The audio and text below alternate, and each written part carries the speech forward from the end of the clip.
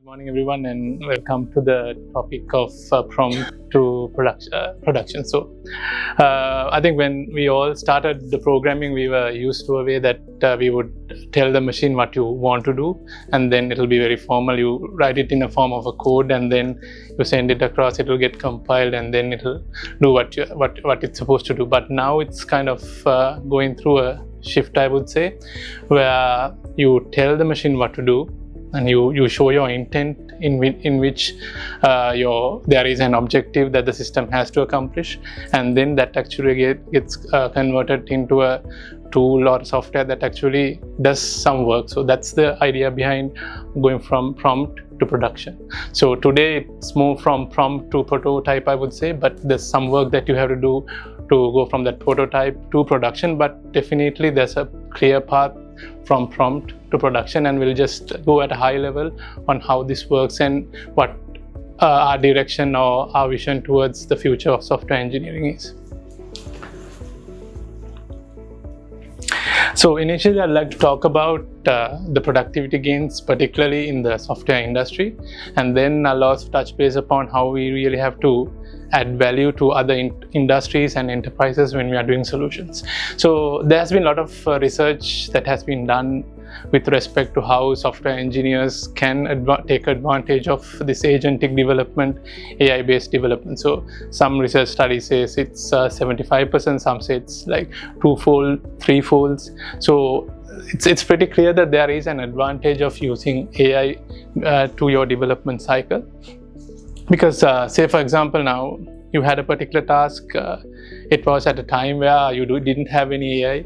So you may have to spend about 8 hours doing the same task, but now the process is technically faster, because you can take the help of AI, try to give it some intent, and that intent will actually give you some level of code. So whatever if it took you 8 hours pre-AI era, now it will probably take less. It may be 3, it may be 4, it may be 6, but definitely it's kind of less than the amount of time we used to spend before we had this LLMs, AI, cursor, things like that. So in terms of a company and an organization, I think we also have to take advantage of these efficiency gains through AI, because say for example, now if you did a project a few years back, if we were able to build 10 people for 50k a month, we can do the same thing, but we can't build for 50k and we can't build for 10 people. So what happens is, same project we build for 25, 28k, there's only about 5 people in the system. So there's a definite change in the way the industry works. So we'll have to actually embrace the change and make sure that we make ground out of it. Because if we don't do it, it'll actually be an inefficiency in our side. So if we are inefficient, it's hard to compete in the market, because people will not come and pay for our inefficiencies. They want efficient software companies doing software for them.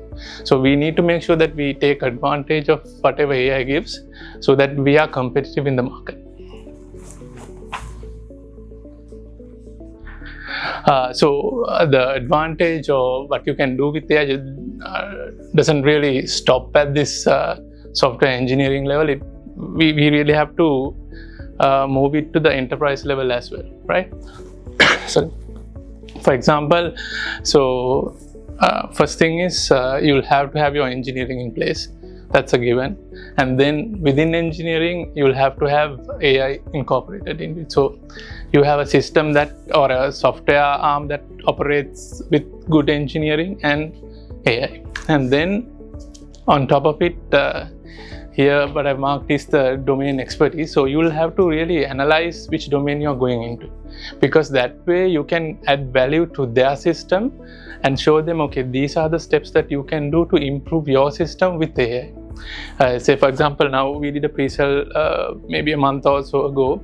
So that company was primarily focusing on the recruiting business. So it'll sign up with a company, and then it'll basically hire people on behalf of another company. So that was their business model.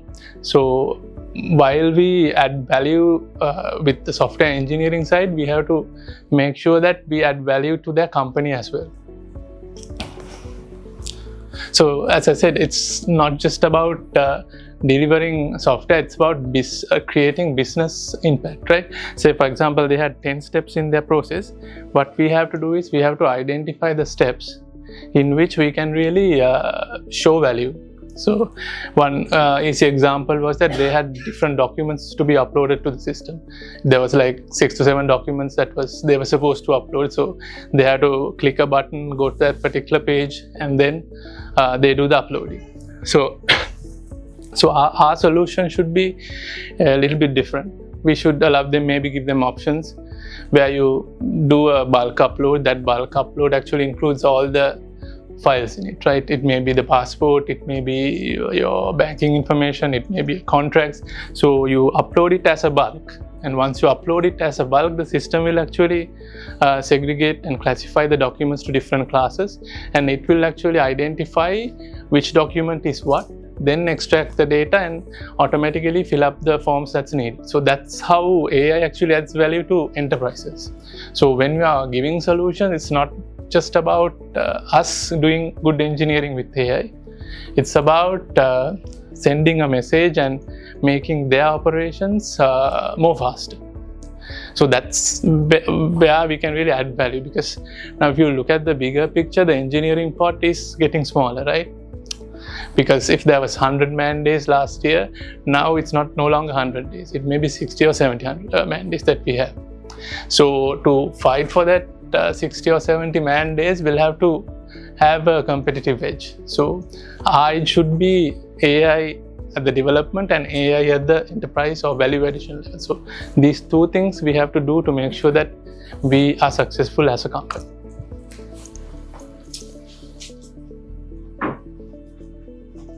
Okay, and then there's a lot of discussions about why AI projects really fail. So there are different research studies about it. So if you go online and just check for sources, you have MIT, Forbes, Gartner that will actually suggest that there is a significant amount of projects that will actually fail. MIT of course says it's about 95%, then Gartner, Forbes, they say around 60 to 70%. So if you average it out, it's somewhere down the lines of 70 to 80%. So why do they really fail is the question.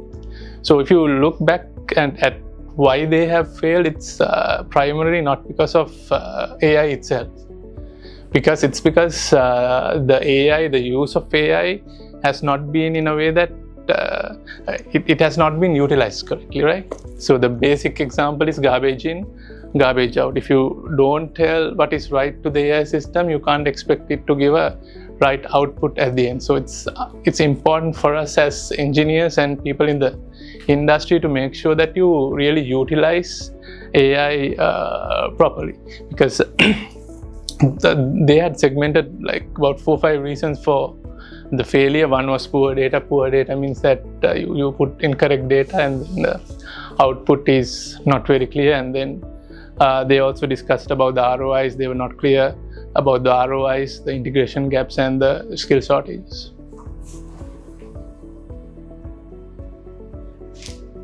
Okay. So in terms of agents, most of you I think may have worked with the agents to some level, but this is slowly becoming an area of a lot of concern. So not of concern and not concern, I think it would be more of interest, I guess. So everyone knows about LLMs, the large language models. So what agents do is agents really sit on top of these LLMs. So it's a layer on top of an LLM that has a predefined goal. That's the simplest form of definition of a LLM. So in theory, what can happen is you have your LLM. You can even change your LLM. It may be Gemini, it may be a GPT, it may be a Claude, anything. So your core or the brain is your LLM. On top of that LLM, you can have an agent. So agent is something that has a goal. It knows what intentions we have, and it can connect into multiple systems, and it can work towards a goal. So that's the objective of creating an agent. So in its most basic form, you can think of agent like it's the first command of your chat, right?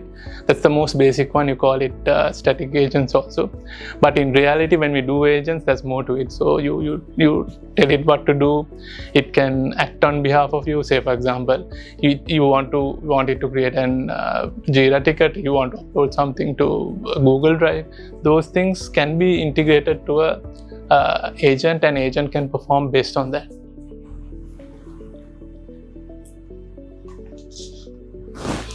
Okay, so in terms of the agentic stack, if you are working with agents and your lifecycle is based on your software development lifecycle is based on agentic stack, then you'll have different agents along the way. So these are some core agents that you can have, but you can have different agents. You can have a Scrum Master, you can have whatever you want. You can design your own agent and just push that agent into the system. So what's agentic development is, when you're developing, you have different agents that will actually help you through the software development cycle. So these are the core ones that you can normally use irrespective of what type of agile agentic flow that you're using. But at the end of the day, you can use it with different LLMs like Gemini and Claude and so on.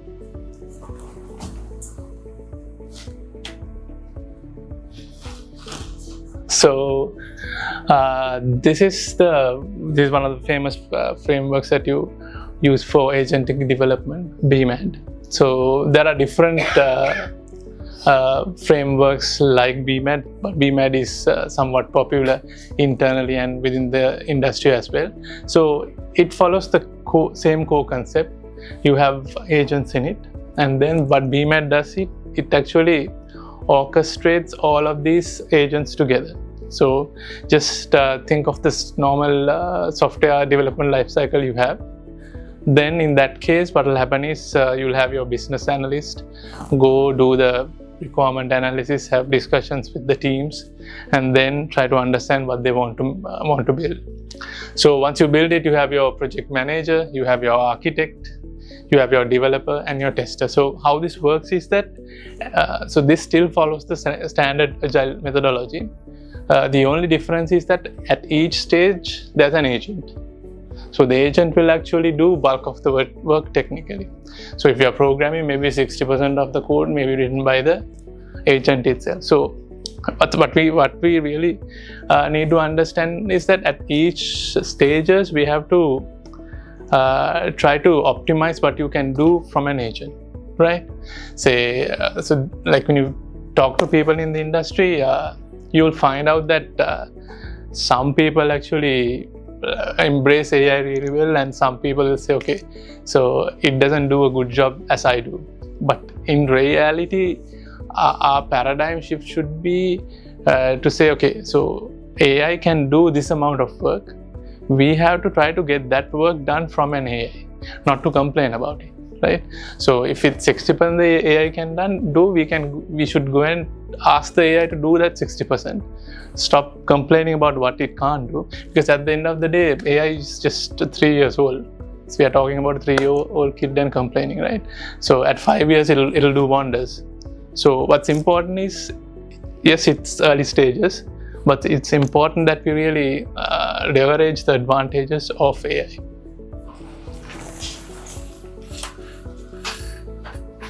Okay, so with agentic systems, how do you really collaborate with different teams, different people, and so on? So with agents, the source of truth becomes more of the prompt, right? Because that's where the discussion starts, that's where engineering starts. So it's important that we document the prompts and then allow it to be accessed at different levels. So say if you are using the BMAD method, what we do is every discussion we have, once you're done with the discussion, you bring it down to a MD files or a markdown file, so that it can be transferred to different stages of your life cycle. So that's the easiest way to transfer data from one stage to another. So you have to make sure that you have these requirements or your prompts documented, potentially on a repo, so that you can version it, you know where it is, how it changed, everything is all tracked with BMAD and a repository.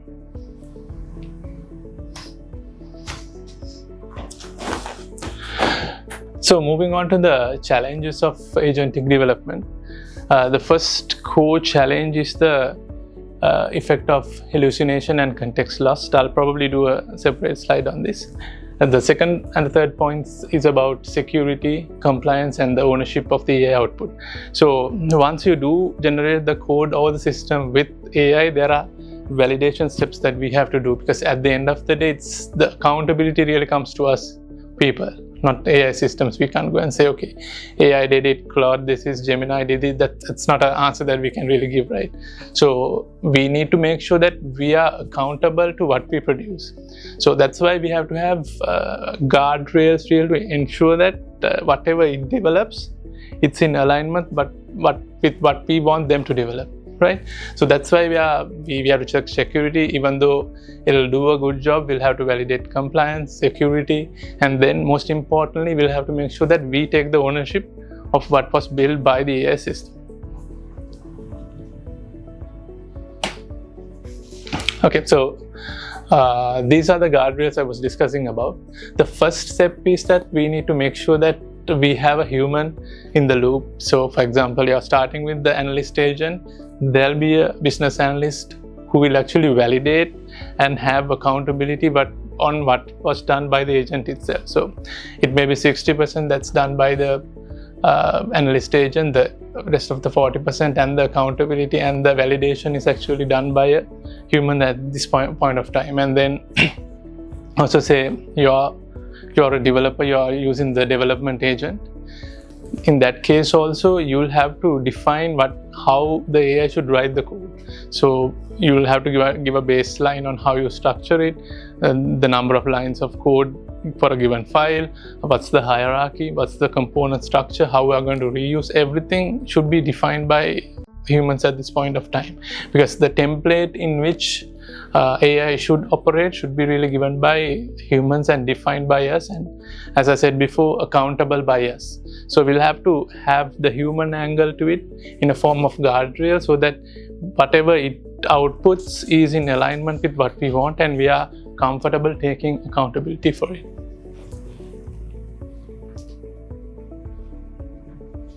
Okay, so as I said, I'll just walk you through if you are not really aware of what context is in AI. So when you take a LLM itself, it's stateless. Stateless means it's you have your LLM, the large language model, you give an input to it, you get output out of it, and then the LLM just doesn't really remember what you did, what discussion you had initially. So that's the core way a LLM works. So the context window is something like before the LLM, there's a small layer that's built on top of the LLM. Say for example, you are using ChatGPT. There's a layer on top of it that actually manage your context. So context management is where it will actually remember your discussion with the LLM, and whenever you are doing a new message to the LLM, it will actually send all the previous messages to the LLM, and now the LLM knows what it spoke, what it responded, and what your last message is. So the context window definition is it basically tells what you discussed previously to the LLM. So what you really have to notice that this context window is not infinite, right? This is a finite window you have, so you can't have technically you can't have a very lengthy discussion and expect the context window to have everything.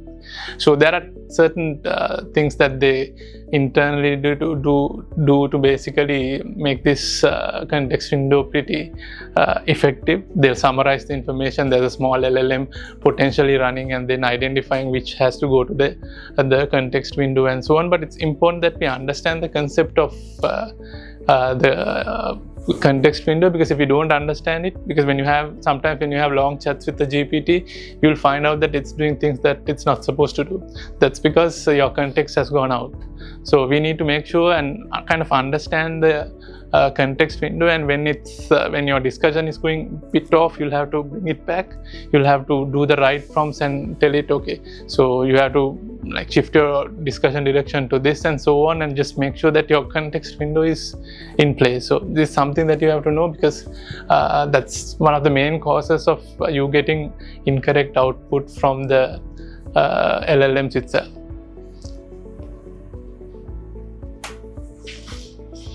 Okay, so to my slide on the new engineering paradigm. So this is a slide which I did to give you a futuristic idea of what this software industry or software engineering will be in the future. So say for example, now we have your requirement gathering sessions, the business analysts, the team will go, they'll do the analysis of the requirements and then take it from there. But it'll be a stage where you walk into a call, your analyst agent will also dial into the same call. It will understand the questions and it will understand the business problems.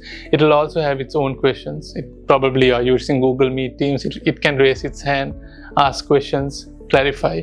And then at the end of the requirement gathering sessions, you have a formal set of requirements document analyzed by the agent. So that's a good starting point for us, because that way you don't technically have to spend weeks gathering requirements. At the end of the meeting, maybe 1 hour, 2 hours down the line, you have your first cut, and then you refine it. You take it to the project manager. That's again an agent and a human. Then you go to the architect. Architect again will start its work along with its agent, and then if there's any non-functional requirements, you can have another follow-up call. The follow-up call again, agent will be there, the architect will be there. Again, it will be refined, and then it will go to the dev agent and the testing agent and so on. So that's the bigger picture on how this will actually change to the future, where this concept is more of prompt to production, because we are getting closer and closer to it. But there will be stages in the engineering lifecycle that will evolve over time. But that's the direction in which we are going, and I think mentally we'll also have to shift to that direction where they do bulk of the work, we give the assistance. And finally, I think the new innovation actually will be not just by humans, it will be a combination of AI and humans, and where the intelligence of the AI and humans meet together and kind of lead the innovation. So that's about it. Any questions? Okay. Then let's find out. Thanks everyone.